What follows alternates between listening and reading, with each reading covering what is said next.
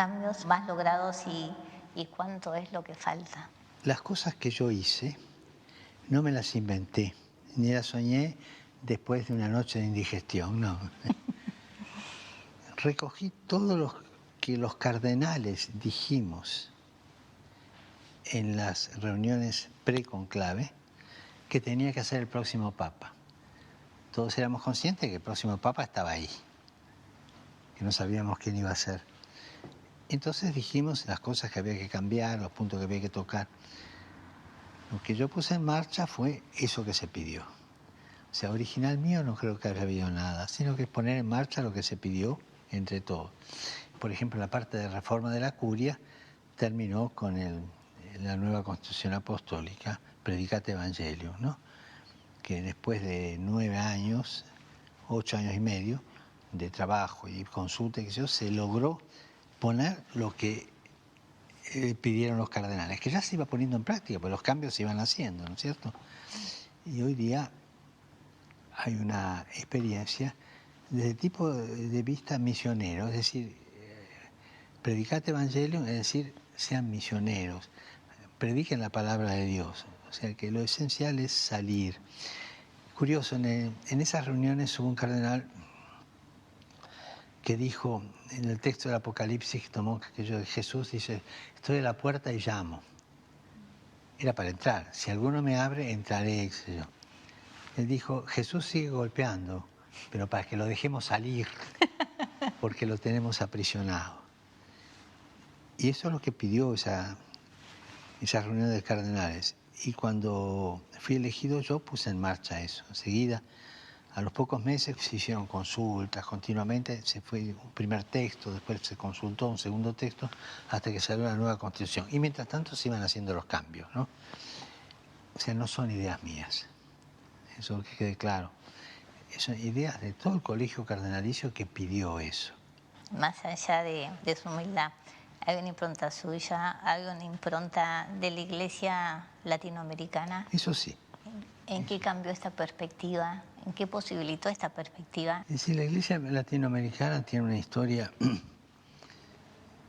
de cercanía al pueblo muy grande, ¿no? Si tomamos las conferencias episcopales, ¿no? Primera, bueno, Medellín, después Puebla, después Santo Domingo, después Aparecida, siempre fue en diálogo con el pueblo de Dios, ¿no? Fue muy cercana al pueblo de Dios la Iglesia latinoamericana, ¿no? Y eso ayudó mucho, ¿no? Es una iglesia popular en el sentido real de la palabra, es una iglesia del pueblo de Dios, que se desnaturalizaba cuando el pueblo no podía expresarse y terminaba siendo una iglesia de capataces de estancia con los agentes pastorales que mandaban, ¿no? Cuando el pueblo se fue expresando cada vez más en lo religioso, terminó siendo protagonista de su historia. Y eso en la iglesia latinoamericana se dio bastante. Hay un filósofo argentino, Rudolf Kusch, que es el que mejor captó lo que es un pueblo. Y tiene sus libros sobre la filosofía de un pueblo. Y esto creo que es lo que vivió en parte la iglesia latinoamericana, aunque tuvo conatos de ideologización, ¿no? Por ejemplo, el instrumento de análisis marxista de la realidad para la teología de la liberación fue una instrumentalización ideológica a este camino de liberación, digamos así, de la iglesia popular en el sentido del pueblo latinoamericano, ¿no? Pero una cosa son los pueblos y otra cosa son los populismos. Acá en Europa continuamente lo tengo que expresar. Acá tienen una experiencia de populismo muy triste, ¿no? Hay un libro que salió ahora, Síndrome 1933, que muestra cómo se fue gestando el populismo de Hitler, ¿no?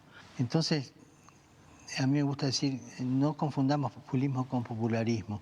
Popularismo es cuando el pueblo lleva adelante sus cosas y en diálogo y es soberano, ¿no es cierto?, la soberanía del pueblo. El populismo es una ideología que se mete a reagrupar el pueblo en una dirección, ¿no? Y acá cuando le hablas de fascismo, de nazismo, entiende lo que es un populismo en ese aspecto, ¿no?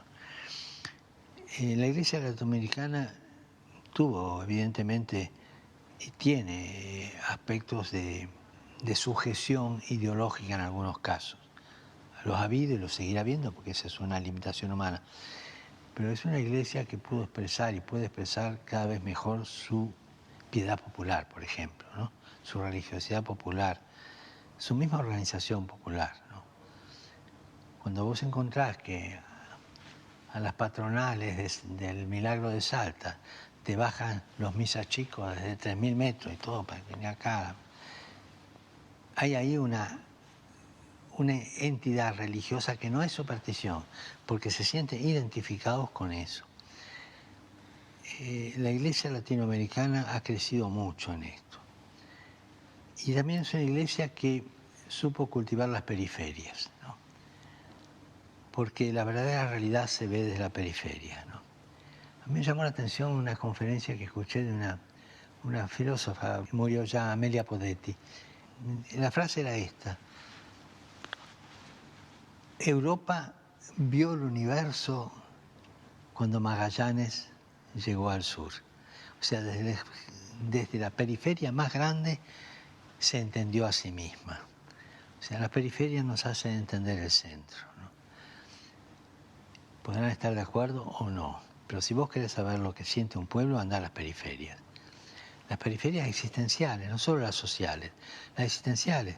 O sea, andá a los viejos jubilados, son periferias, andá a los chicos, que de alguna manera te reflejan, andá a los barrios, anda a las fábricas, anda donde se juega el día a día, ¿no?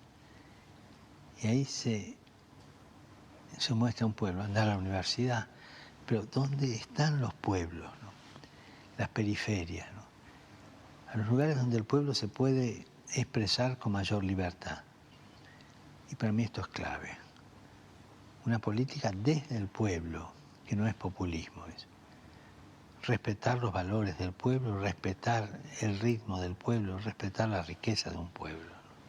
Y ahí es donde usted ve, desde la periferia, la fuerza transformadora. Tal cual, ¿no? Y estaba pensando cuando usted hablaba de la iglesia latinoamericana, y Latinoamérica a partir de los últimos años empieza a mostrar también una salida distinta, digamos, una salida no neoliberal, sino justamente la construcción de un proyecto de sociedad mucho más inclusivo, ¿no? ¿Cómo ve a Latinoamérica como región?